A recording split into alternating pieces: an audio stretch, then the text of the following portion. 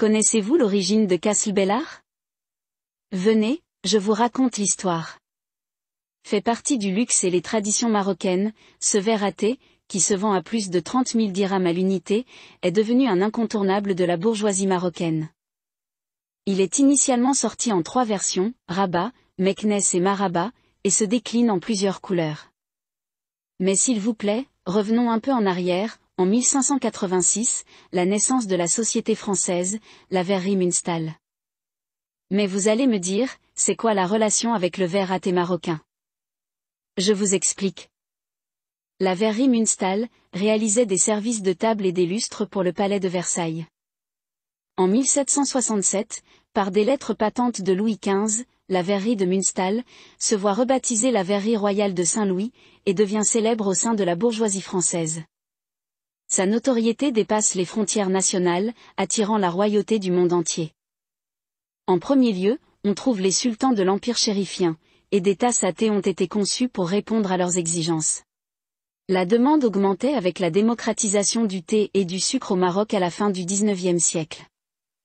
En 1958, la verrerie Saint-Louis conçoit un service avec filet or et couronne royale pour le sultan Mohamed V. Un autre baptisé Tistle, avec l'écusson or du Maroc pour le prince Moulay Abdallah, à la fin des années 1950. Au début des années 1960, le roi Hassan II appose son monogramme sur de nombreux services de table et d'autres articles. Selon la directrice de la marque, les verres Saint-Louis présents au Maroc avant la fin du XIXe siècle n'ont pas été conçus spécifiquement pour le thé. Ils avaient une forme de gobelet, que les consommateurs marocains ont détourné pour boire leur boisson préférée.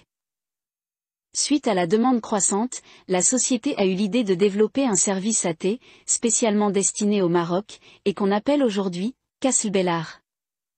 Les grandes familles Fassi étaient les premières sur la liste, et qui passaient commande auprès de la manufacture. Et en 1963, on a eu droit à cette magnifique chanson, de notre regretté, Silam Gari.